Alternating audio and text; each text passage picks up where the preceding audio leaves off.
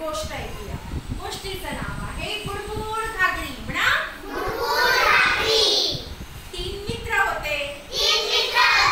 माकड, उंदीर आणि मांजर. एक दिवस त्यांनी ठरवलं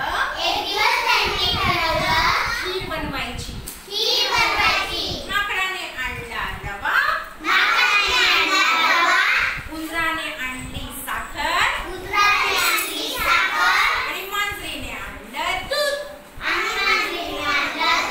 पेटवली चूल, चुलीवर ठेवलं पातेलं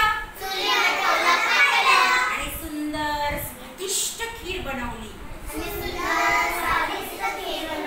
खिरीचा घमघमीत वास यायला लागला. मांजरीच्या तोंडाला सुटले पाणी. मांजरीने माकडाला आणि उंदराला सांगितलं, तुम्ही नदीवर जाऊन अंघोळ करून या. तोपर्यंत मी खिरीचं रक्षण करते. दोघे बिचारे गेले अंघोळीसाठी. मांजरीने विचार केला, आपण थोडीशी खीर चाखून